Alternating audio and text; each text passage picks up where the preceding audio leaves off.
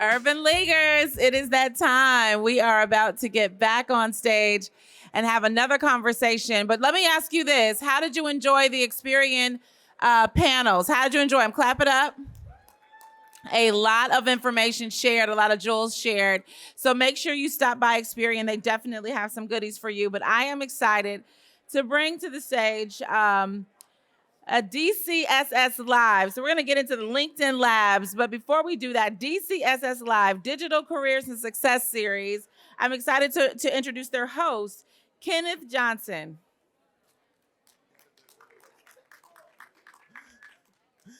Afternoon? Good afternoon, everyone.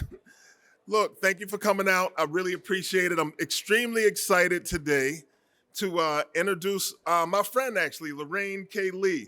Lorraine is a top-rated keynote speaker, consultant, and author of more than 10 popular LinkedIn learning courses. She was a founding editor at LinkedIn, where she worked for 6 years leading editorial strategies for products like LinkedIn newsletters and LinkedIn Daily Rundown. She has more than 300,000 followers, and they turned to her for daily insights, career insights, and advice. And she was named top 15 LinkedIn expert in San Francisco by Influencer Digest. Please give Lorraine Lee a warm Urban League welcome. Lorraine Lee.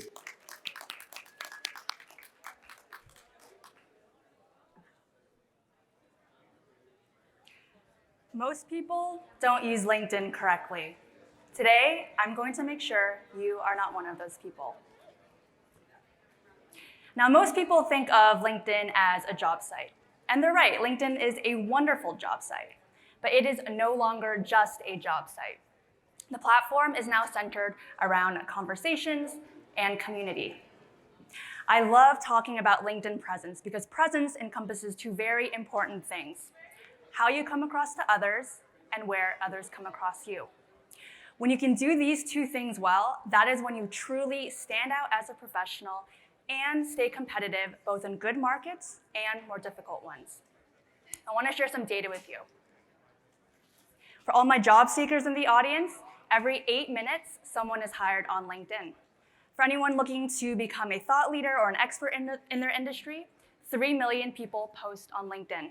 And for anyone trying to do business on LinkedIn, 82% of buyers will look up a seller on LinkedIn before replying to prospecting efforts. So how do we take advantage of all this opportunity? Today, we're going to be covering 3 main topics: how to optimize your profile, how to create content, and how to embrace relationships. So I want to start off talking about our profile photos. Now, looking at these pictures here, we are making snap judgments about them. In fact, we judge new faces in as little as 100 milliseconds. That means now is the time for us to find the perfect profile picture so that we exude competence, confidence, and approachability. If you're still not quite convinced about the power of a profile picture, having a profile picture on your LinkedIn will make you 14 times more likely to be found and receive new opportunities. Now, we're so lucky that National Urban League has multiple stations for us to take professional photos, so I encourage you all to do that after the session today. Now, what exactly goes into a perfect profile picture? Well, there are 3 things: your smile, your background, and your framing.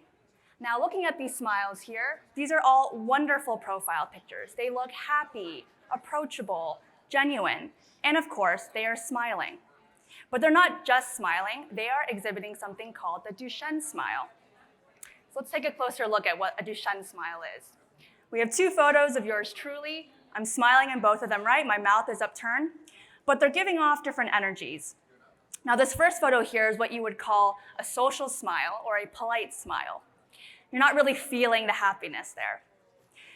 The second photo, however, there are some key differences, primarily crinkled eyes, lifted cheeks, and of course, the upturned smile. So my whole face is working as part of the smile. And when you take your headshots later today, I want you to try to exhibit this type of smile. Next, let's talk about our backgrounds. Now, we don't have to worry as much about our backgrounds here because we have professional backdrops, but when you do take your photos, I want you to make sure that you have a background that is neutral, that is not distracting. So this first photo here Great background, nothing distracting us. These two on the bottom, we see some cropped people in the photos. This second person maybe looks like they're at a sporting event or some sort of concert. So it's taking away attention from their face. Now I encourage you all, even after the session today, to take more photos in different places. Get creative with it. So for my profile picture, I actually am standing in front of a wall of plants. Plants to me exude warmth, approachability, and so it really just depends what vibe you're trying to give off. If you want to give off a more serious vibe, maybe you take a picture in an office setting. Now lastly, I want to talk about our framing. So again, we have two really nice profile pictures here, nice smiles, nice backgrounds. But how can we make this better? We want to get up close and personal with our profile pictures. Now, our profile pictures on LinkedIn, they're not very big. So we want to make sure people can really see our face. We want to make sure we're zooming in. And especially on mobile, our faces are even smaller. So this is very important in that scenario. Right, next, I want to talk about our LinkedIn headlines. Now, if I had to make a guess, most of you probably have your job title and your company name in your LinkedIn headline, right? But you probably don't have anything else. And that's understandable because LinkedIn positions our LinkedIn headlines to talk about what we do. However, LinkedIn gives us 220 characters for a reason, so we want to fill up all of that space. So a good formula to follow is your job title, keywords, and a mission and value statement. So you probably all have the job title part down. When it comes to keywords, I want you to think about what terms do you want to be searched for? What do you want to be discovered for? How can you describe yourself more holistically as a professional? For example, are you an ERG leader? Are you very passionate about DEI? Are you an SEO expert? Have you taken a certification that's important for your industry? So add those in your keywords. And then think about your mission and value statement. What is it that you do? How can you describe the value that you provide that does not include your job title or any sort of industry jargon? So let's look at two examples here to help us. We have my friend Jean Kang. I help you to land your next program manager job without a PMP. So her mission and value statement is right up in center. She also adds additional things that she does professionally to add some credibility. So she's a Maven instructor. We have her senior program manager at Figma, so her job title and company. And she's also worked at companies like LinkedIn, Meta, and Pinterest. So if you have worked at companies that are recognizable names, definitely encourage you all to add that into your headline for added credibility. We have my friend Terry Rice. He's an Entrepreneur Magazine expert in residence. I create content to help entrepreneurs make money, save time, and avoid burnout. So very clear mission and value statement. And he's also a keynote speaker and podcast host. So you can bet if someone is looking for a keynote speaker, if they're looking to get involved in podcasts, Terry's profile is going to rank up higher in search because he has those keywords in his headline. So to summarize, to optimize your profile, I want you all to think about your perfect profile picture and your headline. Next, let's talk about creating content on the platform. Now, when I talk to people about posting on LinkedIn, they're often very nervous or hesitant to do so. They wonder if anyone even wants to hear what they have to say. They wonder if they're going to sound smart. They don't want to sound stupid in front of their colleagues. They don't know what to say. So what I like to recommend for people like that is to start commenting first. Now, when you comment on LinkedIn, I want you to avoid this common trap.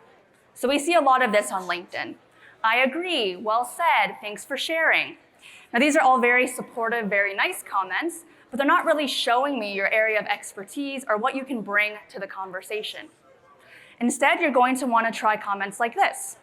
I agree with you here. I'd also add, LinkedIn isn't just a place for your job.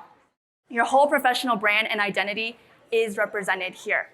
And so with a comment like this, you can see you're adding your area of expertise, you're opening the door to more conversation and more back and forth. And when you do that, more conversation leads to more visibility for the comment, more visibility for the post, and you're going to get seen by more people and likely gain some followers on the way. Now, when you comment, try to comment with at least 15 words, as that signals to the algorithm that you are providing something of value instead of these typical 3-word, 2-word type comments. Now, next, I want to talk about content formats. So once you're getting comfortable with commenting, you want to start thinking about what content format makes the most sense for you. So we have a lot on LinkedIn, thankfully, so we'll choose which one works best for us. So we have text only, text and a link, maybe text and an image, which tends to get 2 times the number of comments, so that's a good one to try. Maybe you like video, you like taking selfie videos. That's a great option and does not need to be a professional video at all. Articles and newsletters, so if you like longer form writing, that might be a good option for you. Documents and carousels, so if you're a very visual person, this would be a good option. And polls. Now, earlier I said that 3 million people are posting content on LinkedIn, and it sounds like a big number, but it's actually only 1% of LinkedIn's monthly users. So there's still a lot of opportunity here for you all to get noticed through your content. So we talked about 2 great ways to create content. So we're gonna think about commenting, and we're gonna think about which content formats we want to experiment with. Lastly, I wanna talk about relationships on the platform. So earlier I said LinkedIn is not just a job site. Well, it's also not a place for you to only connect with people you already know. This is my call to all of you to start connecting with strangers on the platform. And speaking from personal experience, speaking to strangers has opened so many doors for me. I have met new friends, virtual collaborators, people like Ken. I have this opportunity here because I met Ken and he brought me here. So it really just opens up a whole lot of doors. Now, when you network with strangers on LinkedIn, I want you to make sure you're sending a personalized message, something like this. Hi, name. I'm a title at company. I've been following your content and have found it really valuable as I look to grow my expertise on topic. I'd love to connect with you. Now, if the person isn't already posting content on LinkedIn, no problem. You're just going to want to personalize this so it makes most sense for whoever you're reaching out to. So maybe something in their career trajectory stood out to you. Maybe you went to the same university. So just make sure that this is personalized. And this is the one thing I really want you all to pay attention to. When you send this message, make sure you are sending it in this note section here. Do not click send. When you add it as a note, it will accompany the connection request, and so the message and the connection request come together, and it makes it a lot more likely that your connection request will be accepted. Now, a lot of people on LinkedIn, they will send that connection request and just fingers crossed, hope that the person accepts it and then send the message afterwards. Or they will send the message first, and because they're not connected, it just goes automatically to their other inbox, and they never see it. So this is a surefire way and a much more likely way that your connection request will be received. Next, I want to talk about recommendations. When we go try a new service, want to try a new restaurant, what do we usually do? We go online, go on Yelp, go on Google, look up recommendations. Recommendations on LinkedIn are the same thing for us. They are social proof for us as professionals. Now, when you ask for recommendations on LinkedIn, I want to make sure that you're getting really, really specific with your asks. So think about what is your goal, what are you trying to reach, and make sure that your recommendation is going to help you get there. So do you want them to highlight that you are a good communicator? Do you want them to highlight that you are a wonderful writer, that you have a great design eye, that you lead really big productive teams? So whatever your goal is, whether it's a new job or you're trying to get promoted, make sure the recommendation is going to be targeted to help you reach that. Now, to summarize, to embrace and leverage relationships on LinkedIn, we're going to want to think about networking with strangers and recommendations. Let's go into our recap. So we covered a lot today. Just want to do a quick recap so everything really sticks. So we talked about how to optimize our profiles, which includes finding the perfect profile picture and thinking more thoughtfully about our headlines. Then we talked about creating content. So start off with commenting first, and then think through what content formats might make the most sense for you.